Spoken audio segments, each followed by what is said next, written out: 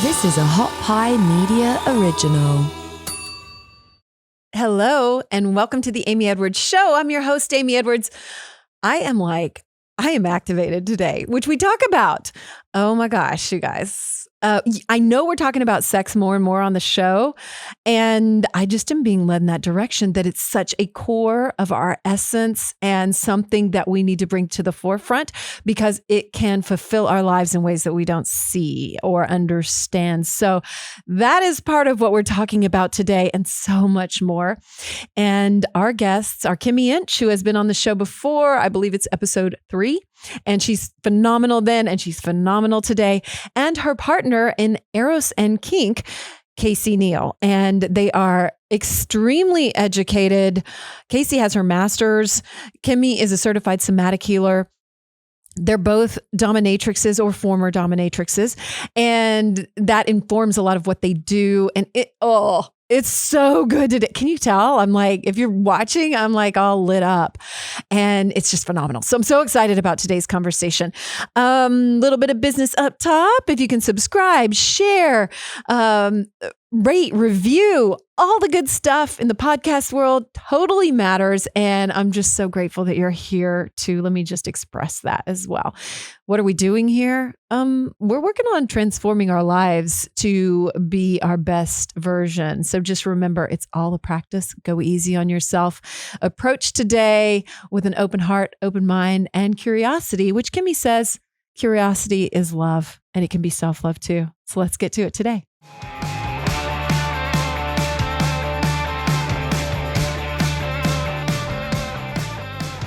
This podcast is sponsored by BetterHelp.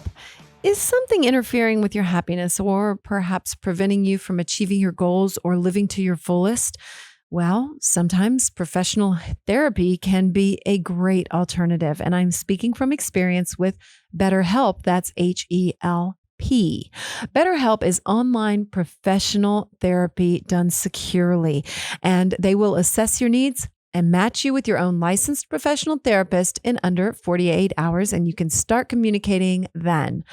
I have been using it, and it has brought some breakthroughs that I did not expect. I've also switched therapists once, and they do not care. In fact, they want good matches, so there is no penalty or charge for changing therapists along the way if you need to, which is a beautiful thing.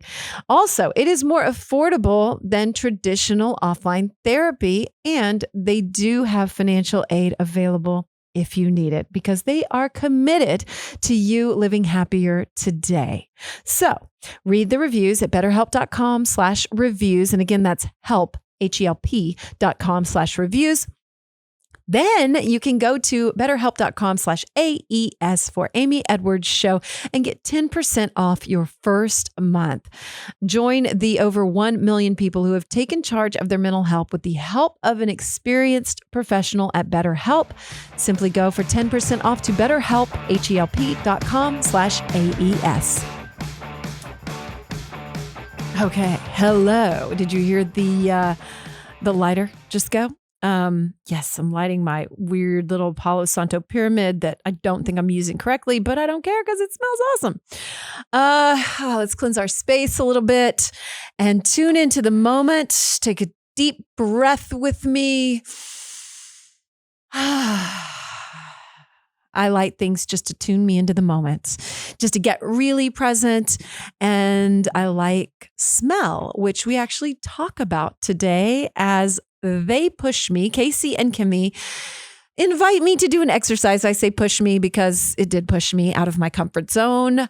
They have me tell a fantasy, and then they come over and whisper it back in my ears. And at the same time, it's really, really interesting. And I just got a little bit of a chill. I got like a feeling in my body as I was just saying that. So I can't wait to listen back to it sometime, because it was a lot to process, especially doing it on a mic, with cameras on you and all that adds a whole nother element. So anyway, I'm excited for you to listen. I hope you'll reach out and tell me what you learned from today's episode. At the end, we're going to review it all too with an affirmation, and I'll share a little wrap up. So stick around for that too. So excited about the conversation today. So before we get to that, I want to share a few things that have been on my mind. And the main one, as you know, I talk about Justin in this episode too. He is back from rehab. And so we've been finding new patterns, or rather figuring out old patterns of being and working to transform them into new ways of being and getting curious about those and listening to each other and working on coming from a healthy place in a relationship, which has been really interesting. And as you know, if you've been listening to the show the past couple months, I've had a lot of emotions come up from, sadness, anger, a lot of anger, anger, then more anger, and then more anger.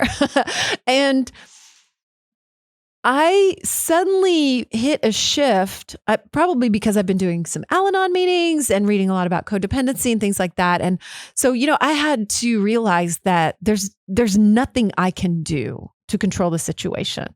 All that I can do is work on myself and trust and surrender. So that's where I've been at. And it has morphed into this thing of taking life in stride. And that is my message for today. I have been in a space of taking life in stride because I likened it to the laundry.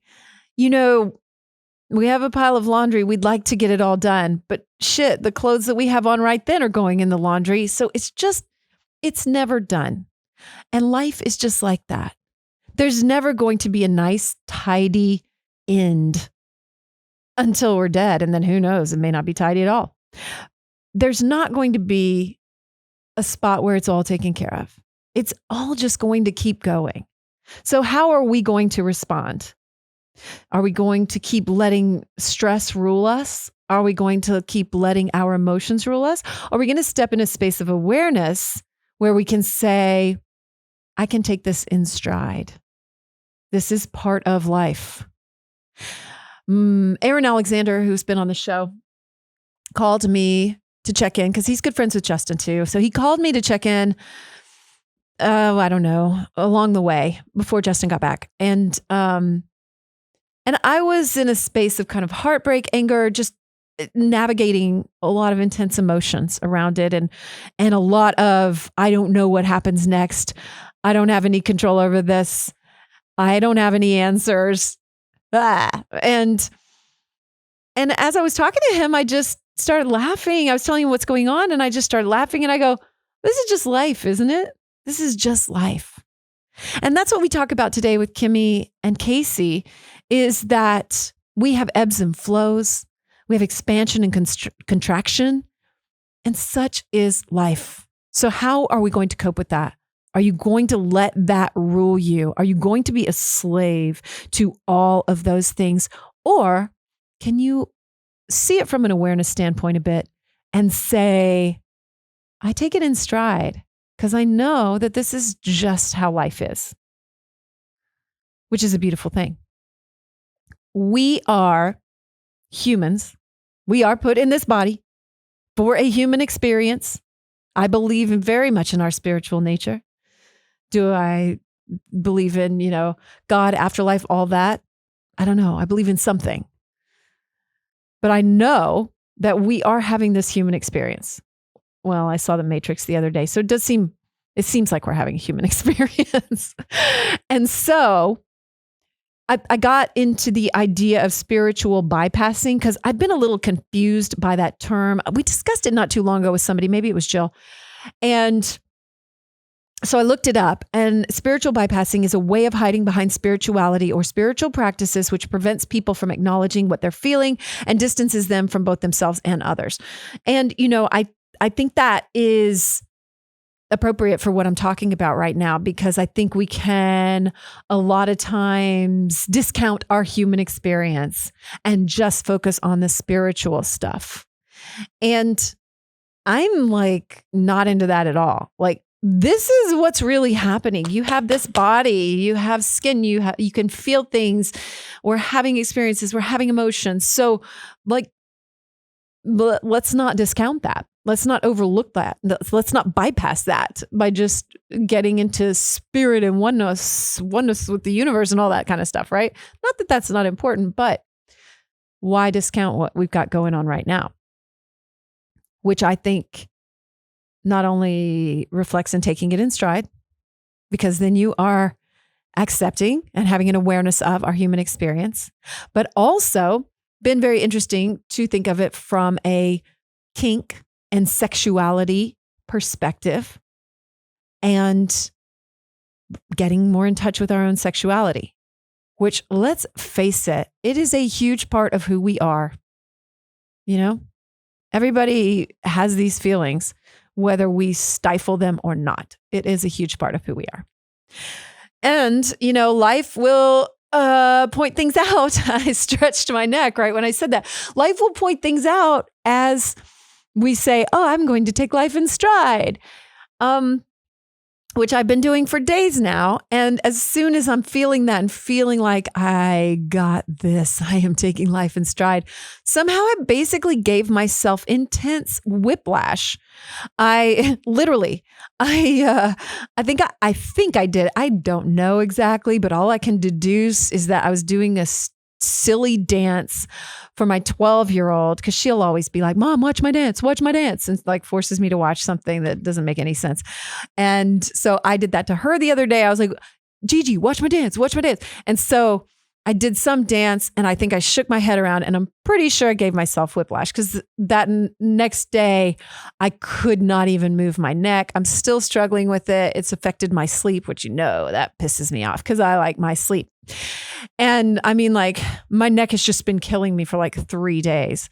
But I'm like, did I just take this in stride too? Just being in constant pain? Yeah. You know what? I have. I haven't let it make me grumpy even, which is kind of amazing. And then also, yesterday, I'm still operating from this I take life in stride perspective. And I don't have a whole lot of family. You know, I have a sister. My parents are dead, passed away. Sorry, sounds kind of uncaring or cold, but I don't mean it like that. My parents have passed away. And I don't have grandparents around anymore. And so I don't have a lot of family. I'm not very close with my cousins, the few that I have. I have 5 first cousins and a few more distant ones. And one of them died. I got news yesterday. My cousin David, rest in peace, David Sharkey. And he was 39, which is way too young. And he was such a nice guy. And, you know, I was just reminded that even if you're taking life in stride, again, the laundry doesn't stop. Life doesn't stop. There's going to be loss. There's going to be the new, and there's going to be loss and grief. And, you know, even though I hadn't talked to him in a really long time, probably not since my dad passed, which is 10 years, you know, it still affects your heart. And it's part of this human experience. And we can sit around and deny it and say we don't like it, but that doesn't make it any less part of this experience. So I was challenged with, can I still take it in stride? And what does that look like? Taking it in stride. Does it mean sitting with some grief? Probably. Does it mean just being caring toward family members that maybe I haven't talked to in a long time? Yeah, for sure. So even when you take life in stride, it's still going to come at you. I guess that's the point. So I just wanted to encourage you to find ways to take life in stride, because it's all just part of it. It's all just part of life. So here we are in it together. So what are we going to choose? Because we always have a choice. And we can get more in touch with ourselves, our humanity, our sexuality. And that is what we're going to talk about with our guests today. I am so excited. I've really, really been looking forward to this conversation. I knew I was going to learn a lot because this is hard for me, the sexual stuff. You guys may think I've got it all figured out. I do not, by a long shot. I'm still very much, they encourage me not to say triggered, activated. It brings up stuff for me, brings up resistance. And so therein lies the work when we notice that resistance or pushing away. Probably it's something we need to pay attention to. You don't have to right now, but go easy on yourself. Say, okay, I can pay attention a little bit or whatever you need. It's all good. They would agree. I do hope that you start to listen to this because even the way it opens up, they're very just caring in the nature of what they do and very understanding that we're all at different points and that's okay. I am so excited. So Kimi has been on the show. Kimi Inch has been on this show before, as I said, episode 3, I believe. And is that correct, Alyssa? Can you double check that? I should have double checked that. I think that's correct. And she's just incredible. So today we talked about conscious kink before, and today we're going to talk a lot about their offerings with Eros and Kink, which really delve into opening up your life from a conscious sexual perspective. And Kayce Neill as well. And so the two of them have partnered together and they are such fucking badasses. Kayce's going to tell you too, I'm sorry, I can't reiterate this as well as she can, or voice this as well as she can, but she has her master's in therapy. Kayce, I'm sorry. You'll hear it from her. And Kimi is a somatic healer. They've both been dominatrixes and are very experienced in sexual practice and power and kink. And my voice just cracked. So what is that bringing up for me?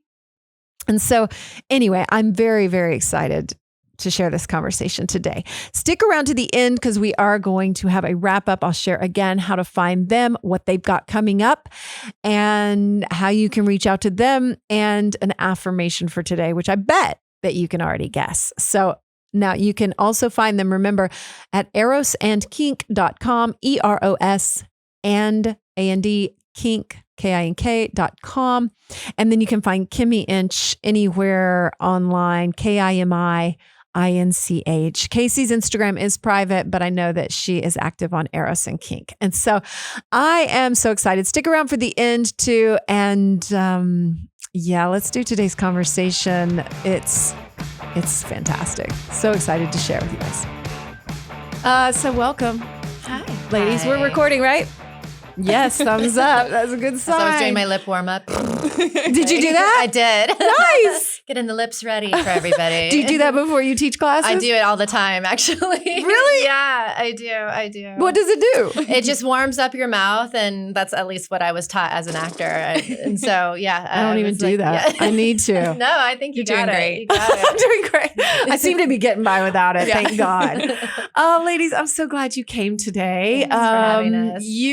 Your episode, which was my second interview, third episode of this show, was very popular. It was one of the best performing ones that I've had. So I would encourage anyone to listen to that episode on Conscious Kink if they haven't yet, and just to get to know you better too. And of course, this is how I met you. I know, right? So it just feels so appropriate to keep coming back here. And thank you for the invitation. You're a friend of the show now. You're always welcome. We have a select few, and you're one of them. And you're a resident dominatrix, I hope. Oh my God, I have a resident dominatrix. We should all be so lucky. Right? Yeah. So, and you're officially a dominatrix as well, right, Kayce? I was. You were. Okay. Yeah. You are what now? What do you call yourself? I don't even know. Her business partner. How did you guys? Much more than that. How did you guys come together? I don't really know your story of how you guys came together. We met in New York City, and she was the head mistress at the dungeon that I was working at in New York City. What was that called? Wow, what was it? Sensual punishment. So Oh my cheesy. God, I love it. So Sensual cheesy. punishment. So cheesy. So I had just started. I was just learning how to be a dom, and she came in and was the teacher there. We don't remember really timelines, but probably 15 or so years ago. Wow. So she Yeah. taught you She taught me from the years beginning. And so ago. now you feel like you've moved out of that So space? yeah, I moved out of that space pretty quickly. I was in it for just a couple of years and just found that although I loved the kind of performance aspect of it, it was missing the personal development. But I didn't know that at the time. I was just like, something's missing here. I honored the work. I respect the work. I think it's really beautiful. But the consciousness that she was talking about in that episode and that we teach on, that was not available then. And so I left that world and went in to get my master's in mental health counseling Whoa. with a focus in sex and intimacy issues and trauma. So I did that. And then I went on to learn the Erotic Blueprints by Jaya Ma. And then I was kind of squishing all of that together and doing coaching and teaching and education. And then we came together this year to teach an event together. And then I remember. And here we are. Because I met you at her party. Yes. At the party. I met you a couple times. And Yes. yeah, that seemed, and you've now moved back to Austin. So you guys are officially business partners. Yes. And I mean, since you were on, you finished your somatic healing degree, Yes. certification. Yes. Mhm. Yeah. Yeah. And Post grad. Yeah. I mean, it seems like a natural progression to me to go from that work. And I like the way you phrase that too, because so many times in my life, I've noticed that you do something and you're not sure why, and you don't know how the pieces are going to fit together down the road, Yes. but then they do. Mm-hmm. Yeah. And I just have been exploring in my own life, like, just so many times I think people in the spiritual community can discount our human experience. Yes. And there's so much about sexuality in our bodies that is so important in the work that you guys do. Yeah. Totally. It's so true. I feel like so many people kind of leave this piece last almost, which makes sense. Or never. For other Or healing, never. or they never get there, Yeah. right? So I mean, we believe that our sexuality is sort of the core of who we are. And unless that's in balance and healthy, then it's not going to really benefit you. Like it ripples out into all aspects of your life. So we are like trying to advocate for putting this more as a priority, especially for people who are definitely in the conscious communities and doing a lot of personal development work. We're offering personal development work as well, but it's in a completely different approach, and it's done erotically, which we believe it really, encompasses the whole person. And I personally, I feel like I'm being pointed in this direction a lot, but I have experienced so much resistance. And so that's why I'm talking about it a lot, because I've even had people reach out about the show and they're like, the sexual stuff you share really triggers me, but it's good for me. Yeah. And so that is a huge reason why you're sitting here right now. Well, thanks for having us. Yeah. What do you say to people when they initially feel that resistance? And even just saying, I think that can be triggering for a lot of people, even just saying, this is the core of your essence, like of who you are. Like, what do you say? I mean, we welcome it. Right? We really Welcome honor resistance. it. Yeah. It's not about needing to remove it or needing to get rid of it. It's really like, great. So tell me more. So that's kind of the question we go into, is like, great, tell me more. Where are you feeling it in your body? Why is it showing up? Like, what's there that has you be afraid of it? I mean, we look at our work as like biohacking, essentially. And it's something that's not really talked about. But when you look at trauma, so you think of it as kind of like, I like to think of it as an umbrella. And so if you can get to the top of the umbrella and you can start with that trauma or whatever that thing that activates you, if you can go to that biggest place, then what happens is as you heal that, everything else that comes from it starts to heal, starts to lose its charge. It's the same way with sexuality. So if you put sexuality on the very top of the umbrella, if you can heal that, you can step into that, you can move through the things that trigger you and activate you, everything else starts to just dissipate from that space. More magic comes in, more pleasure comes in, more of your desires come in. You can start to speak what you really want. You can start to feel the things that you haven't been able to feel before. And then that naturally goes into your work. that naturally goes into the people that are around you. They want to be around you more. So it bleeds out into every area of your life, which is really exciting.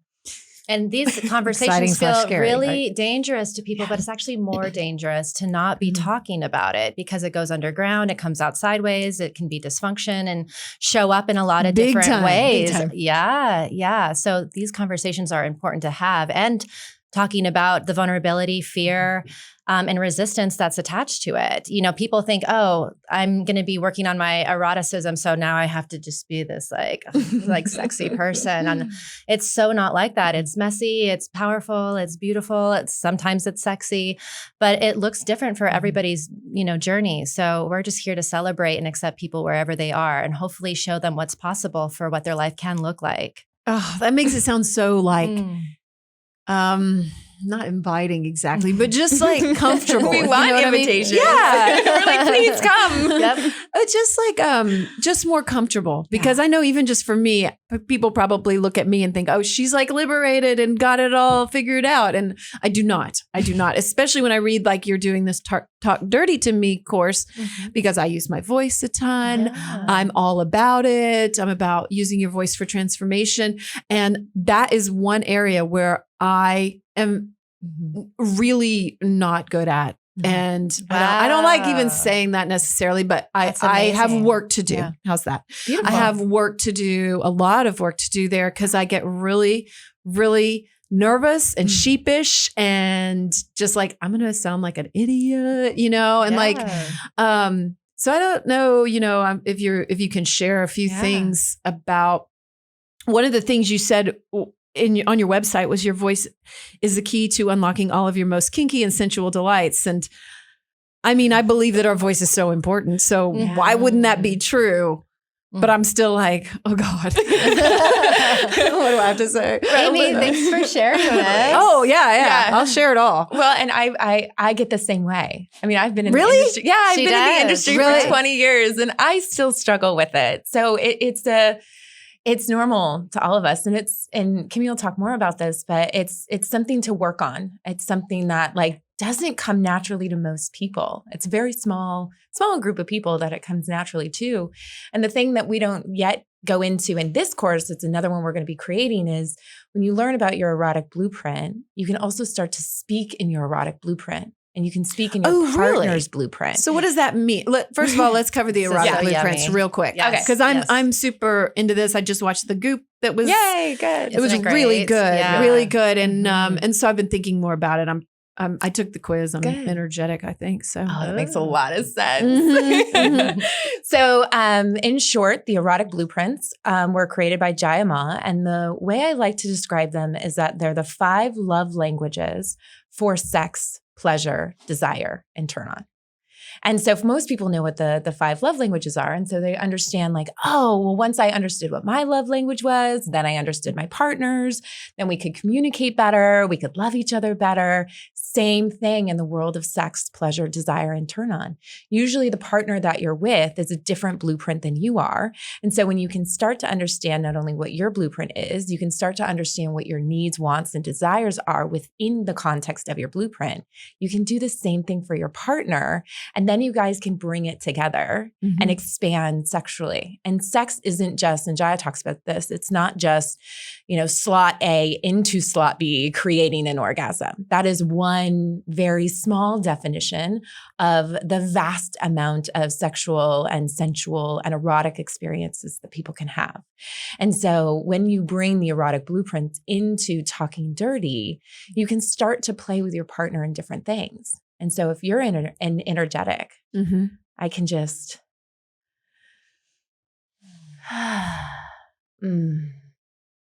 you just look so radiant. And I feel it already. Right? I didn't even have to some do energy it. already. So, but that is the Eros that we talk about. That is Talking Dirty. Your body is experiencing what I'm trying to get across. And I don't have to use a lot of words because I understand what energetic is. And when we think about Talking Dirty, we're usually thinking about it in the sexual context, right? We're like, I want to fuck you. Well, just the word dirty. I mean, like, Have we thought about rebranding that? Absolutely. Thought about it. We thought about We're mean, so you know. fully supportive of people creating the language that works for Yeah. them and where they are. Yeah, absolutely. And I try to tell people don't get too caught up in the word dirty for the dirty talk because it has these negative connotations. You can have it as, I like to say erotic language. I love using erotic language to heighten connection, intimacy. And Because the root word of experience. erotic is eros, right? Would that be right? Exactly. Which is love? Which is sexual energy or sexual love. Yeah. And okay. it also is basically the source of creation and aliveness. So yeah, eros is Oh, one shit. of our That's favorite everything. words. Yeah, It's it's the everything. whole, it's life the big force. bang, basically. That Yeah. goes back to that core of who you are. Right. That's where you came Thing. from. Right. Mhm. So that is why I love using erotic language because the negative connotations are usually associated with porn or cheesy romance novels, and it feels really inauthentic for people. And if they're thinking of using erotic language as a way to deepen their connection and have trust, it actually helps people feel more seen when their partners are communicating with them effectively. And like Kayce sort of demonstrated just for a moment, you know, having an understanding of what your partner's erotic blueprint could be a really great directional tool on how to begin or how to approach it.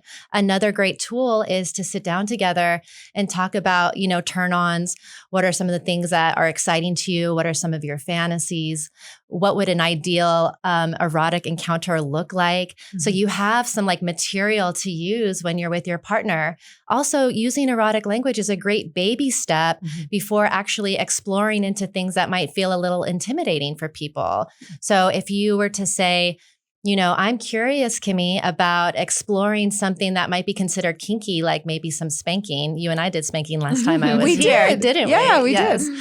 Among other times we've done it. But if I were hesitant, I could say like, why don't we lay down next to each other? And I would love to, you know, hold hands or hold each other, close my eyes. And you really go into what this would look like, an ideal scenario would look like for you. So I can be really clear on what it is that you're desiring. And I can let you know where I can meet you. If I can't fully accommodate the entire desire that you have, like where is our middle ground? How do we stay in relationship while figuring out ways for us both to win? So I love that. Dirty Talk for us and the course that we're presenting isn't just about how to intensify your sexual experience. It's about how to create trust, how to connect with each other, how to prep and prepare a scenario, how to close with love and consciousness. Yeah. And it's just a full sort of from beginning to finish, you know, that's how we create sustainable erotic encounters, is that everyone feels good from beginning, middle to finish, and making sure that everyone is staying on the same page and feeling seen throughout the process and feeling special throughout the process. And erotic language gives you an opportunity to do that. I like that. Yeah. For me too, I noticed that there's a lot of fear that comes up just because it's outside my comfort zone. Right. And even though it's talking, and I think there's a lot of fear of being judged. You know, we always think like whatever we're thinking of, that erotic encounter that you're imagining or going to describe is like weird, you know? And I mean, y'all have seen it all, but most people are living in their pretty sheltered world of maybe they've seen porn or whatever, but it's just, you know, you can have these fantasies, but it's just scary to express in a way of being judged. Well, we have a really interesting exercise that we like to do in one of our workshops that I'd love to share with Amy. You want me to do it? I would love to try something. Okay. All right, let's do it. So, oh God, I'm scared. So Great. I'm going to give you the full context so you know what's going to happen here. Okay. I would love for you to spend anywhere from 30 seconds to a minute describing an ideal erotic encounter for you. It could be something that you've always wanted to do, something you've done, something you've seen in the movies. You get to decide how far you want to go with this, but you're going to just tell me and Kayce what this erotic scenario would look like in as much detail as possible. We might even ask a couple questions. Okay. After we receive that information, we're going to come over to you for this exercise. We're going to take off your headphones, and for a minute, we're just going to say in each ear our version of your fantasy. Oh my gosh. Yeah. All right. And you'll see the point of the exercise is to show just how powerful our words are, and how vulnerability is actually what drops you into deeper intimacy with people. So are you game? Yes. Yay. Yes, I am. Fun. Okay. You know I am. So exciting. Okay. So I'm describing an ideal erotic encounter for myself. Yes, just a juicy little fantasy that can look any way you want, but Oh my it's just God. basically just something that you find exciting, whether you saw it on TV or something that you've imagined. Yeah. Just to preface this too, a few months ago, Justin and I were talking about fantasies and stuff, and he was asking me, share something with me, and I couldn't even get it out of my mouth. So this is a leap for me. I'm going to do my best. I'm just going to do my best. Proud of We're here for you. Like you said, baby steps. Baby steps. Baby step. It could be as PG as you want it. Doesn't You have don't to be Yeah. X-rated. Like, Yeah. It's just something that turns you on. And a lot of people's fantasies don't always include sex or nudity or any of that. Yeah. So just know that it could be, as erotic as you want. Doesn't have to be sexual. Okay. Yeah. Okay. Let's take a deep breath. Okay. Okay. All right. I imagine a comfortable room with really nice lighting, because I'm a lighting freak. And probably some kind of lo-fi music. I think that like all my senses are turned on in that moment. I'm probably wearing something that I feel good in, like something hot. Okay. Some black latex just popped in there. So maybe it's like, so maybe it's like something like that. And something that I feel hot in. And I think that, it smells good. And I don't. Is there anyone with you? Yes. There's my partner's with me. Great. I'm imagining him, and you know what? There could be someone else too. Oh. And Is it a male or a female? Female. Great. And so I think that they are able to kiss my neck and whisper in my ear and just touch me lightly. Like it's a working up to things. It's never just a jumping in for me. Good. And it takes a little time. There's like a sensualness of touch in, I always say this to him too. I'm like, I have a whole other body besides my pussy. I mean, like really, there's the whole other body to touch. And so, so there's that, there's maybe something light and easy, like a feather or something like that. There's time. We're not under pressure. It's no rush. It's about enjoying the whole thing. Let's see, maybe I don't really want food. No, I was thinking about taste, but I don't think so. It's just, it's just an easy scene in a comfortable space where I feel safe. Yes. But sexy and appreciated and can relax into a knowing that they're there because they want to be there. Yes. Not because they have to be or not there, just waiting to be satisfied themselves. Great. I think there's a lot of mental aspect for me as far as knowing that my pleasure matters. And it's a comfortable bed and there's a lot of kissing. I like that. Beautiful. And maybe some mirrors. I like it. getting good. This is good. It gets better. Okay. and I gotta get better. that visual. Better. Yeah, we've got the senses. She's we've a got the- slow simmer, but it's starting to Yeah. boil. Her, I just hit I had my eyes closed. I had my teeth on the mic. Her Okay. energetic sensual Okay. is online. So what we're going to do Okay. is Kayce and I are going to come over to you. All right. And we're going to have Was you. that okay? That was beautiful. You gave All right. us so much So to much. work Okay. with. I Okay, was like, good. oh, this My is sensual is so incredible. excited. I'm like, Oh, this good. sounds like an amazing experience. Can you say what the 5 blueprints are really Sure. quick? There's energetic, Mm-hmm. sensual, Yes. sexual, kinky, and a shapeshifter. Okay. So, Cool. yeah. All right.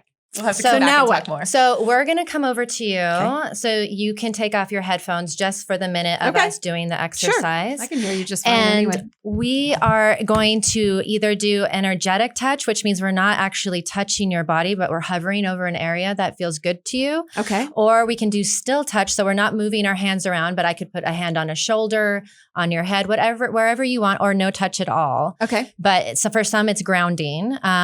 Would you be open to Of some course. form of touch? Oh, yeah, yeah, What yeah. would feel good to you with the options I gave you? Energetic touch, still touch, or no touch? Oh, still or energetic. Okay, Yeah, great. anything's fine. Okay, great. I'm comfortable. We're going to come Great. over to you. Are people going to be able to hear what you say? I think they should be able All right. Yes. Crank that up, Alyssa, so they can hear. Okay. So go ahead and take a deep breath. And you're in the most beautiful room.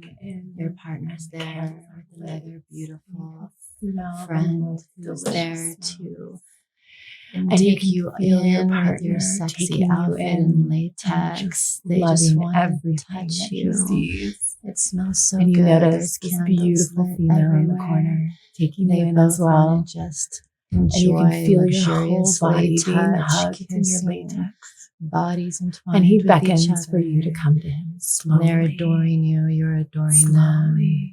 Everybody's taking Slowly. their time and And he doesn't touch you enjoying the yet. But you sensation. can feel the desire feel their coming off lips of him on your and skin. her.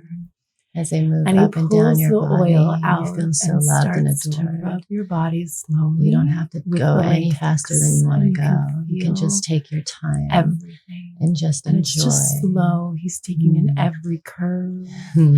and every part of your And body. you're absolutely loving And it. she's coming over to you It's so slowly. delicious. And you can feel her. Good. So just take a moment and just feel your body and breathe.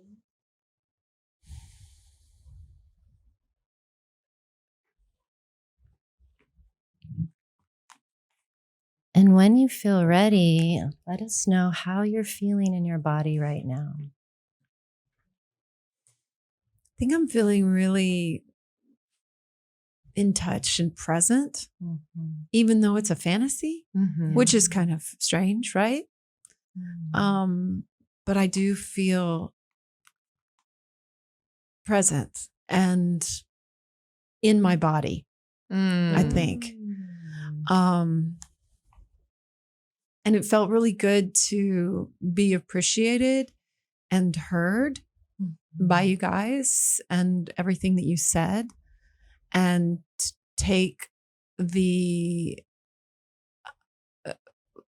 scene scenario I presented further, because you guys each took it further, Yeah. you know, like you added oil, I think. And it's such an interesting concept too, that you do it at the same time and speak that.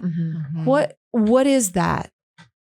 So the purpose of the exercise is to almost feel overwhelmed. Yeah. Just through. So it's already vulnerable to share the fantasy, right? So to speak it aloud and have it heard by your partners, and then allowing them to reflect what they heard and maybe even put a little bit of interpretation and maybe a little bit of extra exaggeration here. Yeah, and there. take it further. And it's an exercise of being vulnerable, feeling seen, and noticing what happens with the power of words, especially when it's happening in this duality. People have like full body orgasms, some like energetically. Yeah.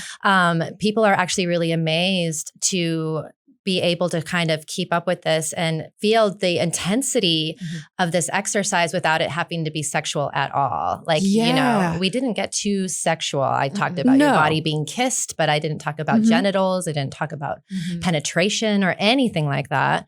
But it felt really good. Yeah, exactly. So it's like we're stimulating, maybe a part of your senses that hasn't been given a lot of attention to for an erotic space. So often we go towards the physical and all of that. And this is an emotional and mental sort of stroking and exercise. Which a lot of people can discount, but that's the whole point of the dirty talk. Right? Yeah. I mean, one of the things that Kimi talks about a lot is that words are the vibrator for our minds. Yes, they are. Absolutely. And there's we discount it, but there's so much there. The fantasy, the mental stimulation, the words, the context in which things are created. So much can come from that. I mean, there literally are people out there that we know personally, and I know myself, I can have orgasms just by that alone. I don't need any touch. And again, orgasm can be described in so many different ways and so many different experiences. But like what? Well, there's the physical orgasm, right? Like, like there could be genital, like straight on, right on the clit, or, stroking a man off. Like those can be, very physical. And then there are heartgasms. There are those moments of like, you're like, oh my God, I feel like I'm touching God, or there's oneness that's there. There's orgasms that can be had through the release of feelings. So when you're crying, there's deep release that can come from that. Really? You would call that? You can. It can be an orgasmic you state. Can, absolutely. Interesting. An orgasmic state. Okay. Yeah. I mean, I think, the way I like to look at it is just like with sex, it's so, we've narrowed it down to just this like kind of one thing. If we start to open it up and allow other possibilities to come in, then there's endless experiences of pleasure that can happen. And so we can think of orgasm as just this one thing, but like, what if we tried on something different and said, maybe orgasm can equal this when I do it? Like foodgasms, like sensuals can eat food and they're just like, oh, this is the most incredible thing. You know what we're talking about. Yeah, Kimi just had an orgasm. Jesus, right? Thinking back, last time I was at Three Forks, I was like, oh my God, so good. Yeah. So if we start to broaden the definition that we have, then there's even more possibilities that can come literally and figuratively in our lives. I think that's so important. That's a great takeaway for everybody listening. Like expand your definition. Right. I wanted to say something too, and tell you guys this. That reminded me of, I went to a surprise wedding last year. So it was fun. It was a costume party / surprise wedding. And it wasn't very big, maybe 20, 30 people or something like that. Oh, there were some people, there, Brad and Sarah. Yeah. They were there. So anyway, she's good at Energetic Blueprint too. Shout out to Sarah. She is. So anyway, they lined us up in two lines facing each other. And then two people at the end of the line would walk down in between. And as they were walking down, the people on either side would step forward and whisper in their ear at the same time, just something about them. Yeah. And it was amazing on both sides of it to be the one doing it and just to have that experience. I still hold it like very special in my heart because it was so different and interesting. And intimate, it sounds like. It was very intimate. You heard what people really thought, but it was almost it's like when you have a lot of hands on you and your brain gives up because it can't process. Yes, it surrenders. Yeah, you just surrender to the moment. And I think that maybe that's part of what made me feel so present. Right. Just as you guys were doing that is because your brain kind of gives up and it's like, okay, well, I'm just here. Yes, taking it in. Yeah. And a big part of it too is the safety and the trust. Yeah. Yes, right? for So sure. part of it is it's hearing you speak, right? Hearing what your desire is, not making you bad or wrong. There's no judgment there. It's like, tell us more, right? We want to know more. And then the permission for, do you want touch, right? Do you want still touch, energetic touch, or no touch? And oftentimes that alone can be the biggest experience for people, is actually being able to ask for what they want and getting it with no attachment to it. Yeah. And then you get to hear, right? Then there's like, okay, they've heard me. And then they've literally heard me because now they're repeating back everything I've said. And really what people are looking for in general is they're looking to feel loved, seen, understood. And this is a great experience of getting that with, again, no judgment. Yeah. And to look at that from a little bit different perspective too, it's a little scary when you really want to give the person what they want, right? But you want to ask for what you want. And so like, I'm still learning this because I know that my partner is probably more sexual, at least right now. Sounds it. And yeah, but he's been conditioned by porn Sure, and all of that. And absolutely. as many men have. And Yeah. if they can just branch out of that, they might be something else. Totally. Right. Yeah. That was in that show, Goop. that Goop show, Mhm. which had Jaima on Yeah. it. Right. And anyway, so, he'll approach sex as a quickie sometimes. This just happened yesterday, as a matter of fact. And so I won't be in it because my needs haven't been even close to met. And so, you want to please your partner, but at the same time, you're like, I need mine. And so for my whole life, I'm pretty sure I have operated from the standpoint of, oh, well, I'll keep a happy face and go ahead and do it because that's what he wants. And I don't want to disappoint. And so yesterday, though, I was able to say, I went ahead and did it, but I was able to say, that's not really my jam. I know. Good. I'm learning to speak boundaries. That's great. Al-Anon. That's amazing. Yeah. And so, he heard me too. And I was like, that's not great sex for me in the least, I did it for you. And I looked into myself and I was like, okay, I want to do this for him. And so I did. But I mean, I was just kind of like, know? And so Good for you. So I think that a lot of times too, I don't even know what the question is exactly. I guess it's just how to approach that when you still are worried about asking for what you want, but not disappointing the other person, Absolutely. And we talk a little bit about, sometimes you may not be on the exact same level as your partner in all regards, but it's an idea of just being really clear on what the request is and can I give it with a full heart, right? Yeah. Can I give this quickie with a full heart? Do I get an opportunity to actually feel into my body about this? Because a lot of the time people feel like, well, if you don't like it as much as I do, then it's worthless, right? But I heard a really good something around like if you cut your finger and you were bleeding and somebody gave you a Band-Aid, would it make it any less important, this Band-Aid, if you asked for it? So it's like asking for what you need or what you want isn't a bad thing, but it's a good idea to get your partner to like check in with themselves and see if they can give the gift with the full heart. So moving forward, it might be a good exercise of like, baby, I just want to like hit that, and get it in right now. Like, how does that feel for you? Checking in and seeing if, I'm on board for that. And in the future, I'm going to need something from you, not for tit for tat, but like, how do we keep meeting each other's needs in the moment and in the future as well? And you work a lot with energetics and sexuals. I so do. Having them meet in the middle. Oh, really? Yeah. Energetic and sexual, like what we've seen in partnership is sometimes one of the hardest. A lot, not that it's impossible to get people on the same page, but exactly what you're talking about, especially like men who have been, conditioned to be the sexual. The way that Jaya talks about a sexual is that having sex is literally to them like drinking water and breathing air.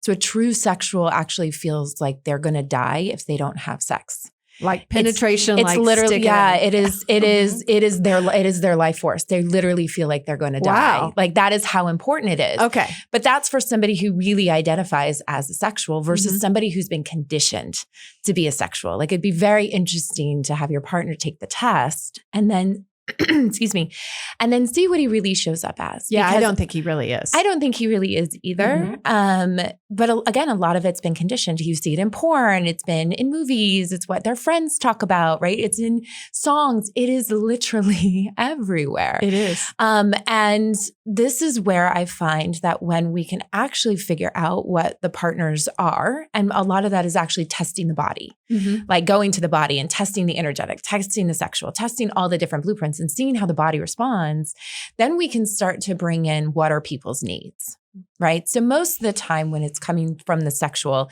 there's a depth of connection. Like really, we're all looking for love and connection. It's just how we go about it is messy. We're clumsy, we're messy, we're humans. We screw it up all the time, right?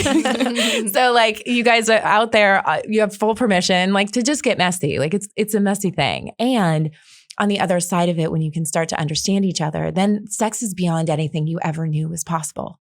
So right now, the sex that you guys have had worked at some point, and what I'm hearing right now is not really working, at least not for you in the way that you desire it. I'm excited for it to grow. Exactly. In Exactly. intimacy and in the Yes. ways that we're talking about. And Yeah. here's the thing, if Justin can learn how to meet your needs, the sex that he's desiring will be available to him pretty much any time. Yeah, and he understands. Right. We're getting there. Right. For and sure. So here's the thing that learning the blueprints, as well as doing the kink checklist that we have, is when you start to understand what the other person's desires are, it's a lot easier to ask for what you want, right? It's a lot easier to bring it in. So if Justin knows like, oh, well, she's definitely sensual. So if I set the lighting and I get the music on and there's food there, whether we eat it or not, and I take it slow and I let her come to me, then I'm going to get the sex that I want. It's just going to take it's the time-wise is just going to maybe take a little bit longer, but I'm actually going to be even more satisfied. That's the thing that most sexuals don't understand.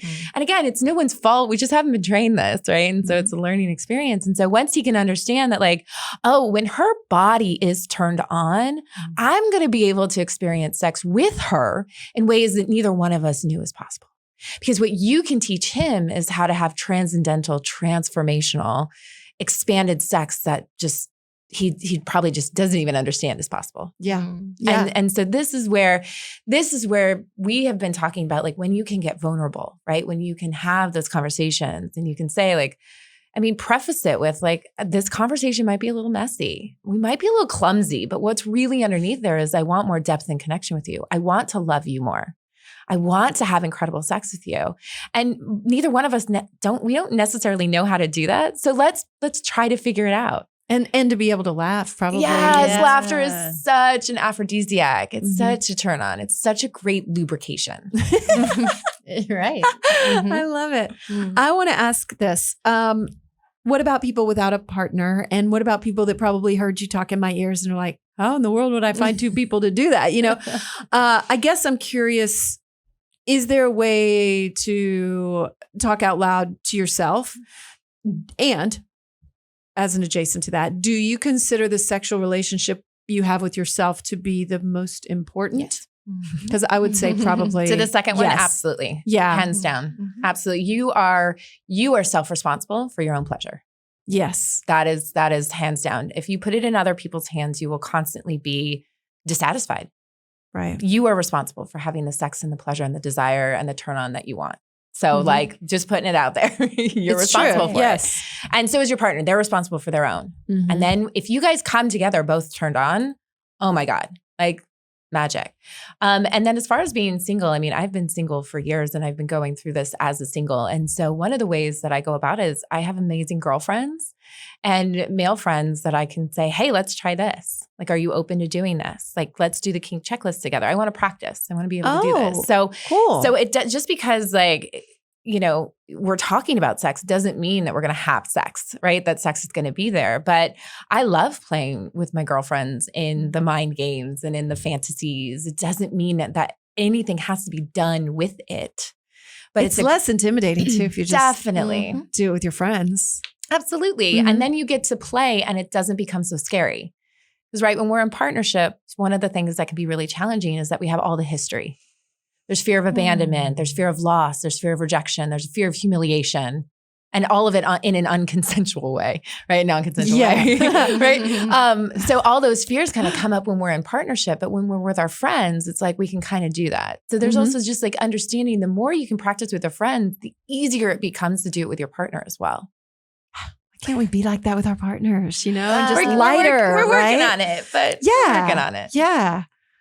I think a lot of the exercises that we have is a self-exploration, discovering what works for you. We tell people, whether you have a partner or not, going through the kink checklist on your own, feeling into your body when you're reading the different scenarios, giving yourself space to fantasize. I get a lot of people that are like, I'm interested in dirty talk, but I have no fantasies. And I'm like, I find that hard to believe because I bet you have a very amazing imagination. And why don't you start practicing imagining like erotic scenarios? That's the thing. Like, that's not a muscle I use a lot. And so you telling me that, I immediately had a moment of panic where I'm like, the fuck am I going to say? Well, you do. That's the thing. You do have an incredible imagination. We just think that sexual fantasies are supposed to be sexual. They're supposed to be like what we Look see a in certain porn. way, right? Right. Right. Where really you could be like, I'm on a Ferris wheel and, Totally. like, I don't know. Totally. Right. Yeah. They can You did great. Oh, can be thanks. anything. Yeah, you did fantastic. I was like, ooh, I can feel myself there already. Oh, good. Okay.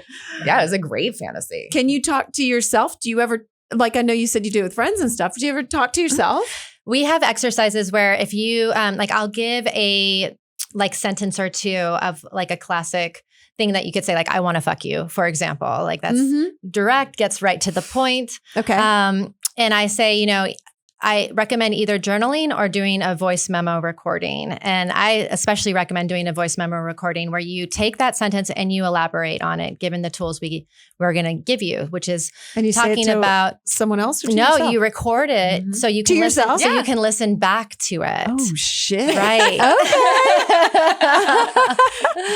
And you could always save it for a rainy day if you want to send it to somebody special. But it actually gets you in the practice of saying it out loud and to play with, your imagination and see how it feels, and then hearing it back and see how it feels in your body to hear you speaking, and get you more comfortable with yourself and your desires and the practice. Even. Whoa, that's Yeah. very interesting because I'm a big proponent of saying our affirmations out loud Right. and recording it and hearing your own voice because There you it go. fosters this self-trust that is so important.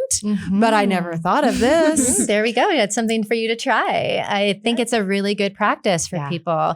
Oh, to yeah. get into it. Yeah. For sure. So if you were going to say, if the example were, I want to fuck you, like, how can we take that to a deeper level? I say things like, I have like the do's and don'ts, and some of the do's are like giving compliments, making it personal, which means that whoever you're with, you're really making it precise in whatever is in the moment. Like, Amy, as I'm sitting across from you and listening to you, when you were talking about your fantasy, I could feel like my body start to light up inside, and I could feel myself starting to get warm. And I can't lie, but I was imagining you in this scenario with your partner and this other woman. And I was thinking, what if I was the other woman and I was there touching you and kissing your body and stroking you and using a feather? I can start making it personal. Like instead of saying, I want to fuck you, Amy, like saying like, how can I use the information you've already given me because of our exploration through communication? How can I use that information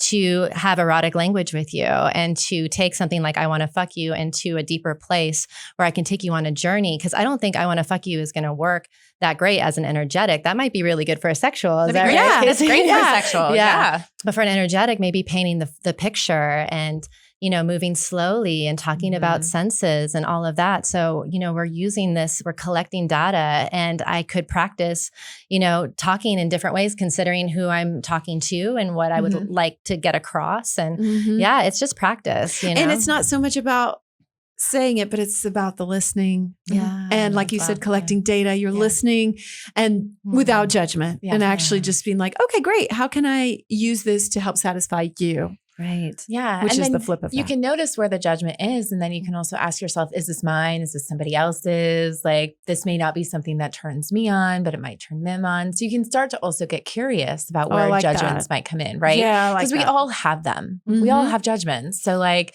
just get curious. We do, about- especially if there's like some sort of taboo or thinking like if you have a male partner and he's talking about another man or something, you know, like Yeah, there's we a have lot of judgments. things that we can judge in funny ways. Yeah, and we want to think about job. the sexual things, like anything that falls under that umbrella, as just information.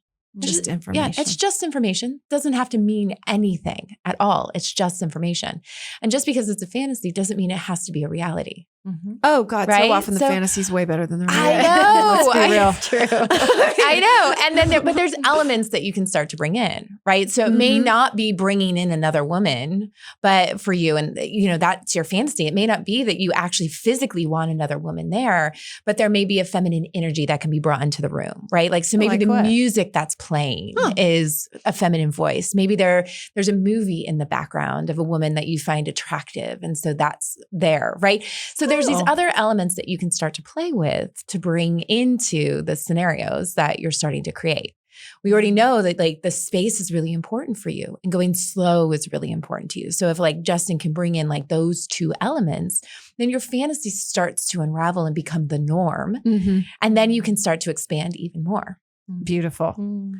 Do you guys, how do you guys feel about sex magic? Have we talked about this before? I don't think we have. I don't think we have. I'd like I love to it. know like your perspective and kind of how you use it or what you think of that or how you practice. I love it. Yeah. I think this is just a great I topic. I believe in it. Yeah, I absolutely believe too. in it. Me too.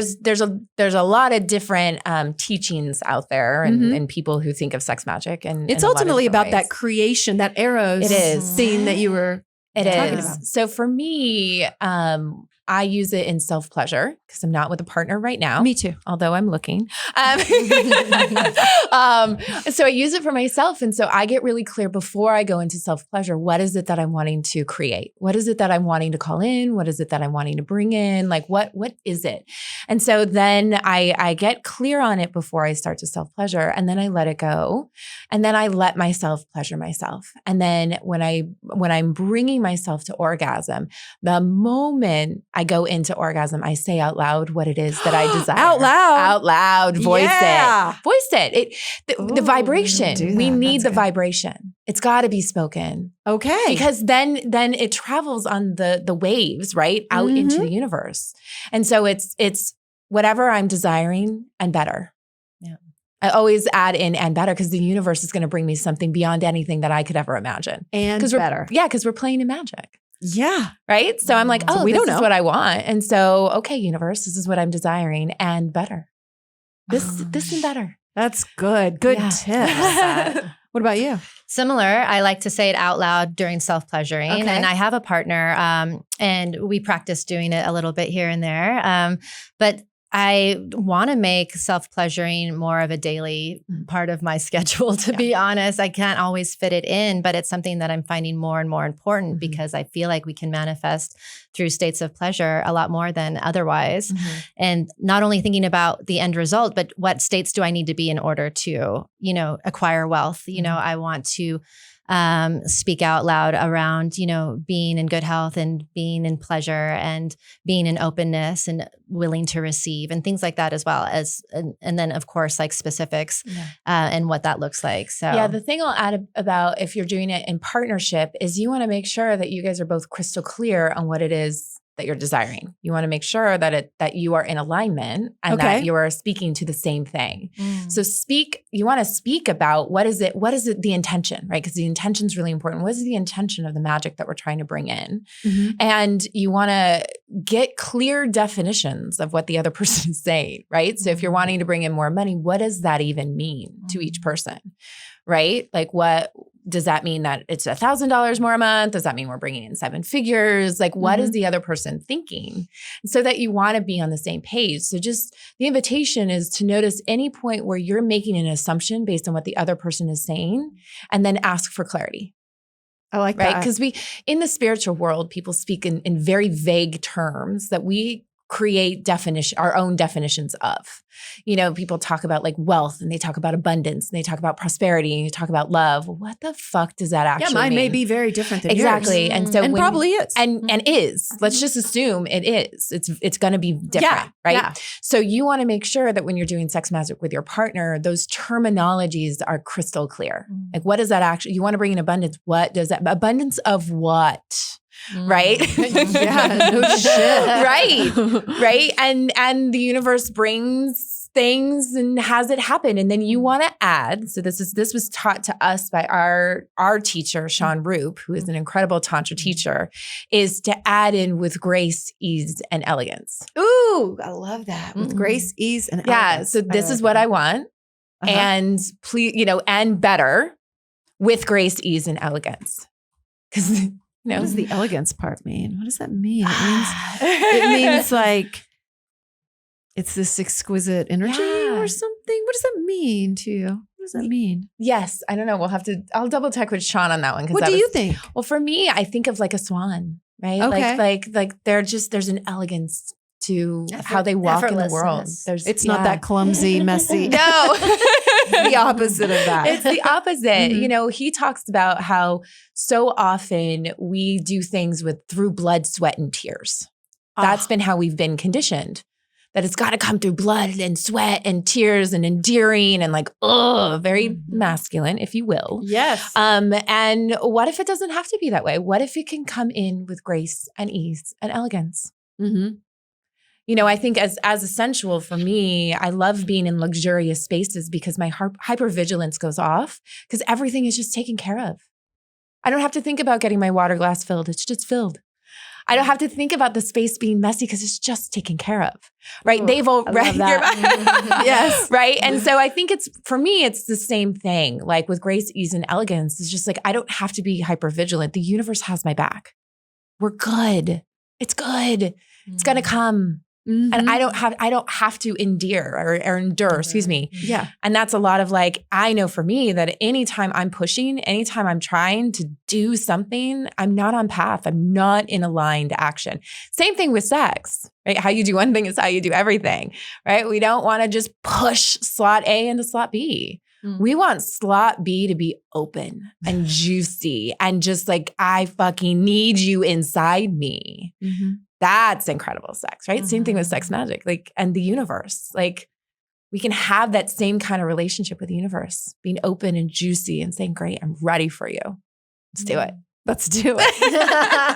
I love that. I'm so turned on by this whole Me conversation. too. I was like, God, what am I doing after this? I know. My kids at home, damn it. It's okay. Self-pleasuring doesn't have to take long. You know what? I did read something, or I've heard this several times, about staying in that turned on energy, like constantly. Have you, do you know about that? I don't. Yeah. I mean, I've heard about it. I don't know a lot of people that can do that. I know, right? like Especially if you've got enlightenment kids kind and of, stuff. or- But well, okay. So this goes into like a rabbit hole of like talking about pleasure. So we have this idea that pleasure is just good, feels good. It's supposed to be good, right? Or like turned on, like it's supposed to be this one way. Well, pleasure, if we want to expand the definition, is life force. So what are you doing that's creating life force? And that's any experience. That's crying. That's, watching a baby bird. That's what, going by and smelling a flower. That's looking at your child who's crying and feeling compassion and going, that must be really hard for you. Like, you don't have the words and I don't know what to do with you, but like, you're alive. there's right? also that thing about crossing over from pain into pleasure where your body can't tell the difference, right? And so it's We kind of can that talk on same that. concept Yeah. where you can't distinguish necessarily, or it's all the same. Yeah. Absolutely. And you can talk It more turns on the when same it parts comes of to- your brain when you're Yeah. in pain as you are in pleasure, right? So that's why that's considered this two sides of the same coin in a sense. And it's so interesting because kink, most people associate pain and stuff like that with kink automatically. And for us, I mean, we just talk about using intensities in pleasure. And, it could be a more intense sensation, but it doesn't necessarily have to equate to pain. But even if it does equate to what people might consider pain, it can turn into pleasure, considering the context you're experiencing the pain. How is it being delivered to you? Is it consensual? You know, a lot of people have the stigma against kink because everyone has experienced unconsensual pain, unconsensual domination, unconsensual submission. So of course, when we've experienced these things unconsensually, we're going to have a negative sort of attachment to it. But for some, it can be a kind of a thrill, right? To have this inclination towards pain, servitude, power dynamics. But yeah, when we think about it as using pain as a way of moving the body's energy, even, you know, people who are massage therapists and acupuncturists and things, they move the body's energy. You can use stuff like using intense sensation play that might result in some aspects of pain to bring a person closer to euphoria, you know? And it also, of course, releases all these chemicals in your brain, adrenaline, oxytocin, serotonin, all of these things that create a nice little cocktail of feeling high for a lot of people. So yeah, that can probably sustain longer than just that. It does. And we talk a lot about that expansion and the contraction that follows, right? Because if people are seeking these levels of expansion, which is basically what it is. You know, pleasure can be an idea of expansion. Would you agree? Absolutely. Yeah. So absolutely. when you're in a state of expansion, you know, depending on how big you went, can determine how big your contraction is going to be. So if you just like really got blown the hell out and had the biggest expansion of your life, at some point things are going to kind of start going back. Just like when you take a brand new balloon out of the package and you blow it up as big as you can.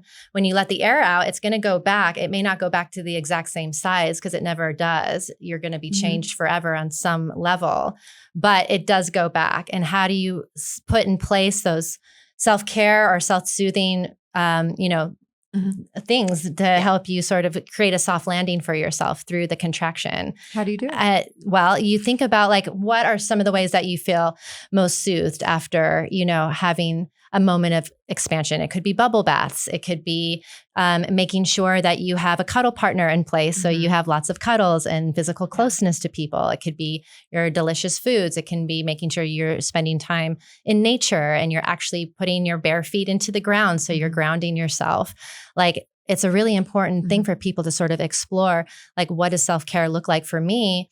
And also, let's talk to my partner about this so we can make sure that we can accommodate each other, because in the contraction, we can be irritable, we can fight with each other.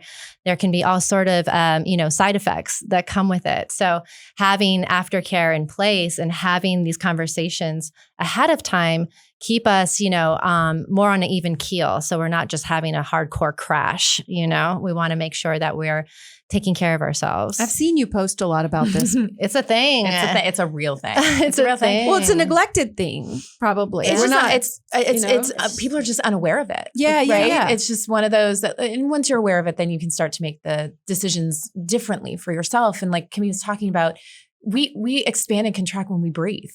It is what it's how the world works. Yeah. When we breathe in. Well, how would we know expansion if we didn't have Right. opposite? I mean, Right, right. Like true. the universe was created from the expansion, right? The chaos and the big, you know, whatever you choose to believe, right? Like, you know, it blew up, right? And then there's the, okay, now we've got to like settle into things. And that's kind of what happens in the contraction, is that our nervous system hasn't settled yet.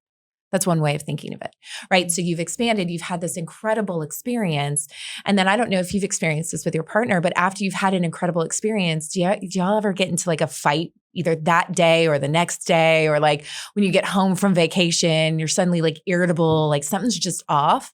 It's no one did anything wrong. It's just you're recalibrating to a new norm. Yeah. That's literally what it is. And so what do you need for the recalibration so that you feel grounded and settled, and it doesn't have to go into the old patterns of a fight or a this or a that or a negative or negative self-talk or anything like that. Depression. And so what Kimi's talking about is what needs to be in place. If you know that we're going to have a big expansion, if we're going to have something that's really euphoric and very pleasurable and bring us out of our comfort zones. You know, people do this when they go and see like Tony Robbins, or they go to like those weekend, like personal development weekends, right? They're super high. Yeah, the high. They're high for like a week, and then they come down and it's like, oh, like now what do we do? Normal. I just guys, normal, totally normal. And if you can understand that that's how it works, and you're not going to go into the self-loathing or the worthlessness or, you know, the fight with the partner and stuff like that. You're going to be like, okay, we're going to go do this thing. We know we're going to expand and have an incredible experience. What do we need afterwards? Do we need time apart? Do we need spaciousness? Do we need time where we just connect and we don't maybe talk? Because maybe talking is really challenging for us. We say really clumsy things and make lots of mistakes. So maybe it's just cuddling in bed and, you know, maybe stocking the fridge with some food. Yeah, right? Like do your best not to numb out. And sometimes if that's what you need right now, just do it from a conscious place of like, okay, we're going to find a way to numb because right now maybe my nervous system can't handle it, right? Or go book a session with your therapist, or like go book a session with Kimi, right? Like, you know, there's so many things you can do, but we really just invite people to start thinking about like, this is just how we work. And so I don't think that you can be in pleasure all the time because to me, that just like, where's the expansion in that? Right? I think what winds up happening if we're trying to always be in pleasure, and the new research is coming out for those that think that we're supposed to be in positive psychology all the time, like that actually doesn't serve us. We need to have those experiences. You know, when I think of our quote unquote negative emotions, to me, those are just SOS signals and messages just telling us that something's off and something's wrong and we need to take a look inside. Most of us have just forgotten how to do that because it's been deconditioned out of us, right? We've been told that like our feelings don't matter, like they don't need to be there. But like the reason we're angry, the reason we're sad, there is a reason that we're feeling that way. And so a lot of times if you go inward and go like, okay, well, what is this emotion trying to tell me? What do I need? Like, what's the message there? What do I need? Can I give it to myself? Or is there somebody out there that can help me? And then you can come back into pleasure. Yeah. Right. You can come back, but like ebbs and flows, like the water is that way. The moon is that way. The sun is that way. Like, you know, go esoteric. Like there are natural ebbs and flows. So if you cannot get trapped and caught in the contraction or the negative, then there's a lot more magic and possibility from there. I agree. And Beautiful. it kind of goes back to what we talked about at the very beginning, where I was saying people discount our human experience and the sexual nature of our bodies and our abilities there. And it's the same thing from an awareness standpoint, rather than saying there's a reason for everything. You can also look at it from an awareness standpoint and just say, this is part of the human experience. Yes. I am made as a human and this is part of it. Yeah. So Welcome. this too shall pass. Yeah. Hey, welcome. Come on in, sadness. Here we are, you know? Yeah. And that's where I've been at right now too. Just getting very aware of it all. And I think that's a really good message too for this sexual stuff, is like being able to just say, rather than getting triggered by it or resistant or whatever, just being like, okay, interesting. Like you were saying too, just interesting. Yeah, where can I get curious about it? Right. I think that's a really beautiful thing. Yeah. And your partner can help you with that too. Right. Yeah. There's a lot there. You know, my teacher, Kayce Stevens, really teaches this thing about like venting and learning how to hold space. And you really just create a container with your partner. And you can be like, I have a vent. This is how high it is, level 1 to 10. Like, are you available for it? And then you basically get to share like, okay, this is a wounded part. This is a part of me that's like coming up that just needs to be like witnessed. You know, can you hold it and hear it? And then giving them the space to like, just kind of verbal vomit and then be like, great, like, thank you for sharing. Like, what do you need? Yeah. I mean, we use it in our business all the time. All the time. And it has saved us over and over again. That seems like a powerful exercise in non-judgment too, from the listener standpoint, because you're able to just say, thanks, you know, and like really literally, like you said about the fantasies or whatever, just being in a place of like, okay. Totally. Yeah. And Creating that's the important, creating the container. That's such an important aspect. Even when you're interested in introducing something new in your relationship with your partner. Hey, I have some things that I am nervous to talk to you about, but I kind of think they're sexy and exciting. Do you have space this day, this time, whatever, to talk about it? You know, and you're helping them have some context around the conversation and asking for permission to have the conversation instead of just throwing them a curveball at a left field, you know, and creating container is such an important aspect to set yourself and your partner up to win. So that's what we want to do, is like, let's all win here. We want to win. We want everyone to win. Yeah. We want everyone. It's a win-win-win. Win. However many people there are. Yeah. There's a win. And this just came to me too. Like, also, I just wanted to say, like, to me or anybody listening, like if you're feeling, you know, like nervous about speaking, talking, saying your needs, whatever, think about how you would react to someone else telling you and how I'd be like, hey, it's all good. It's all good. And so, if you could just keep that perspective that, hey, I can do this. I can listen to somebody without judgment. So why would I think that someone can't do that for me? Yeah. Like I like to turn it around a lot, a lot of things and say, well, okay, even like we were talking about earlier where I was saying someone doing something just to give me pleasure, like, of course I would do that for someone else. Right. So why do I doubt? It goes back to worthiness, I'm sure, and like, why would I doubt that someone would just do something sheerly for the fact of giving me pleasure? Yeah. I will always be available whenever you want to practice your dirty talk. Yay. Thank you. Thank you. We would be happy. Absolutely. Expect a voice memo. Right. Yay. Perfect. Well, and that's the other thing. Like if you're struggling to use words, like speaking it, ask your partner if you can write it out.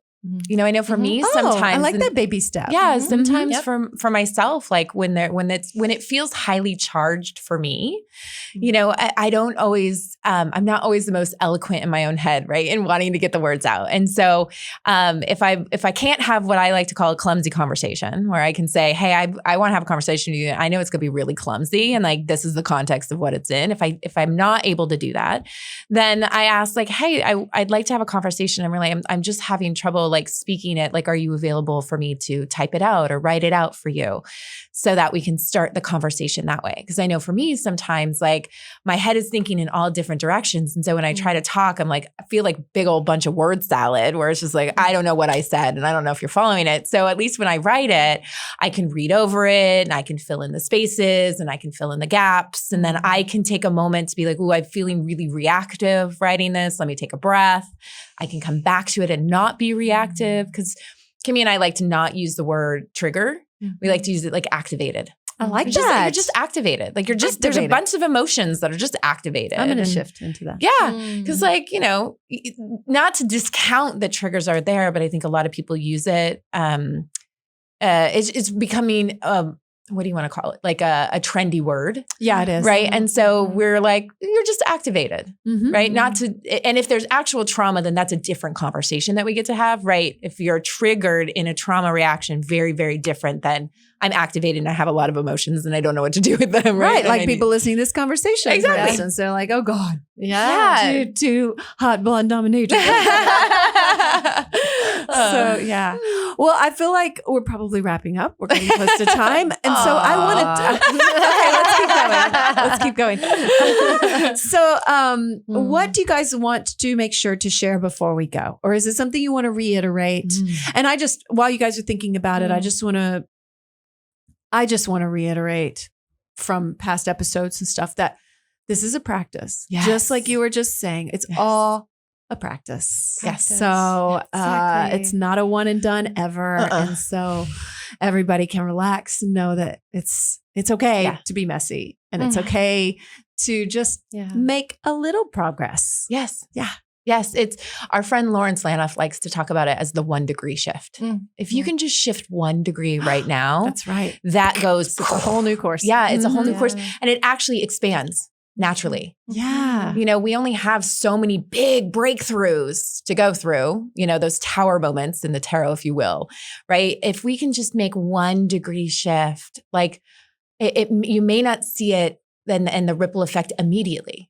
Right. But you will start to see it. It's just like when we're talking about trauma and somatic work that we both do, you may be really highly charged now, but if in a year from now, there's no charge anymore, you've won. That's what we're looking for. It's just a 1 degree shift. And this is for everyone that's listening to this. Kimi and I have 20 years experience each being in our respective industries, and we're still learning. We're still constantly growing, right? There's mistakes that we're still making. And so a lot of also what we're teaching are the things that like, hey, we made this mistake and we want to share with you guys so you don't have to go through it. Like that's a big piece of what we do. And we're very humble and like, hey, like we fucking make mistakes. Yeah. Just like I shared with this, like I struggle with talking about my desires and turn-ons as well. I'm great when when you're my client. I can put that hat on, right? But like in relationship, like I deal with the same kind of thing that everybody else does. I have fears. I'm afraid of rejection. I'm afraid of, so like we're human. Welcome to the human experience. That's right. I love that. I do too. You know, I had heard once that curiosity is just another word for love. So I love the idea of giving yourself and the people around you the gift of curiosity, because you don't know how it's going to look for you or for another person. So staying curious is giving yourself love every step of the way as you have your human experience, as we keep saying. And just keep that in mind. Curiosity is another word for love. That's very cool. I've never heard that, but it makes total sense. Yeah. And I mean, that's why people are even here listening to this. This show it's a curiosity, but it's about self-love and love for life. Yes. Love for creation. Yes. Love for all of it. So I love y'all. We love you too. And I want to say a huge, huge thank you. And I'm hoping you will now share the ways that people can reach you, find you, and perhaps even sign up for your courses. We got lots of fun things We happening. have so many things. So what's happening in the immediate future is we are having a 4-day event in Austin over Valentine's Day weekend. So February 10th, 11th, 12th, and 13th. We have our event called My Kinky Valentine. And this is basically where you get to learn all things kink. And so for us, what's really important is that we want to bring kink out of the shadows. We want to make it more mainstream. You know, we make it very light and tangible so that everybody can release their fears and actually step into it with grace and beauty and bliss and ease and pleasure. Yeah. And so we have that happening. And if you go to mykinkyvalentine.com, Oh, cool. that's how they can get tickets and find more information. Yep. And then if you go to erosandkink.com, you can find our Talk Dirty to Me course. And it's EROS and the word and. The word and. Kink. Yes. Yeah. And then if you follow Kimi on Instagram and TikTok, so Kimi Inch. Yep. At Kimi Inch. You can find me all of those places. And we have a lot of good stuff coming up on the way too. We have a DOMS certification course coming up for I those saw that. that want to really learn how to step into their leadership. We have Wow. conscious kink trainings coming up. We have a lot of stuff. And then we're available for one-on-one or two-on-one coaching for couples and individuals. And even for people who maybe don't feel ready to do a group setting, we have private experiences like VIP weekends and things like that. That's available for people and couples as well. How's it been going between the two of you, working and voicing what you need and that? This has been such a learning experience. I I've been bet. working solo for a really long time. And to have a business partner with so many, I mean, she's incredible. I mean, you've noticed, right? Yes. With all of these gifts, but also just an amazing sounding board and also somebody to keep me accountable and help me look at my blind spots. As far as business relationships go, it's like incredible. Maybe I had some hesitation around partnering with people because of maybe not feeling ready or having communication issues. So there's a lot of patience. There's a lot of curiosity in this dynamic. So I feel completely blessed. And it's been so much fun. Also with her element of eroticism, the erotic blueprints, her trauma training, all of these sort of things bring so much depth to the work that I'm doing. So it's been super fun. I could see that. And just the work that you're doing brings such a good foundation to doing something like this. Like, Right. I mean, it seems like you'd be able to work out. everything. It's fun. And everything we teach, we bring into our work. Yeah. So what we're talking about and what we're teaching, we practice, right? So, talk and walk the walk. When I was talking about like the venting process, like we use that process in our business so that we feel heard. We both are also doing we have our own trauma therapists that we work with so that we don't have to bring our issues necessarily onto somebody else, right? Like we're business partners, but like, she's not my therapist. I have a therapist to go to that like helps me like manage things. And then I have other friends outside of what it is that we're doing. So, just like in other relationships, like she's not my everything. Yeah. Right. Like we have clear boundaries and we have a clear container and, it gets messy and we use the processes and we use the things that we talk about here when we're together. And it's just, it's expanding everything. Like we cannot keep up with the demand, which is so exciting. And, this is everything that that I personally have been self-pleasuring on. I've been asking for a business partner for about 3 years. I was very clear I was not available to You're do like, this. and better already. And here it is. And it's happening. So Justin just walked in. We talked about you. Oh So, my gosh. yeah, there's lots We to had do. a fun conversation. Very fun. Yeah, we may have to go into the bathroom. yay, good. Okay, bye. I want to thank you guys so much. Thank you. Thanks so for much. having us. This is an incredibly amazing and shifting conversation, and I just hope that a lot of people were activated by it. Yeah. in Yes. the best Please way. let us We're not here to know. make you Activated. comfortable. We want to activate. Yes, Yeah. activate. So thank you again so you. much, both of you. We love you. I am so fortunate to get to sit here and learn from you guys.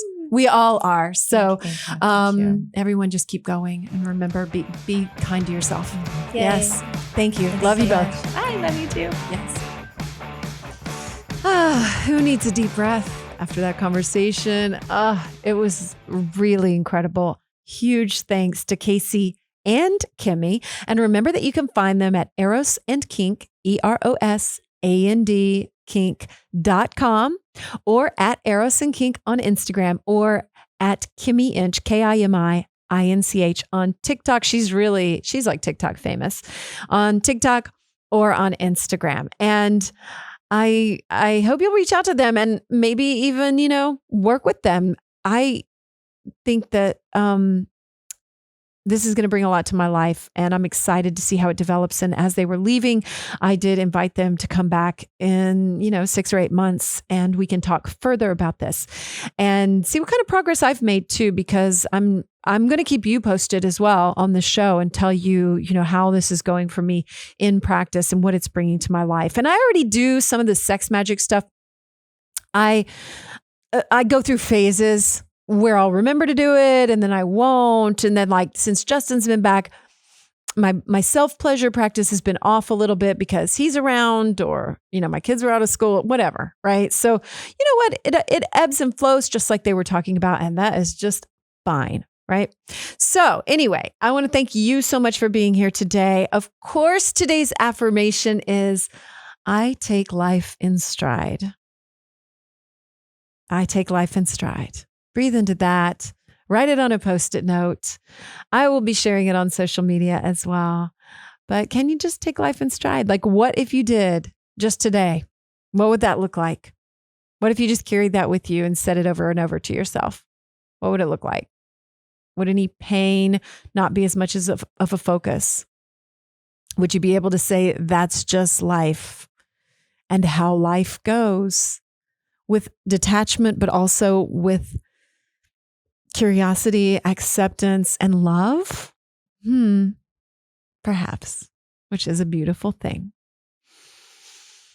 All right. So subscribe, rate, review. If you can, I have so many people that reach out to me personally and comment, and I want to say thank you so much. You can always reach me on Instagram at Real Amy Edwards, or on TikTok at The Magic Babe, or you can email me, amy@amyedwards.com, or you can put it in the reviews of the show on Apple Podcasts.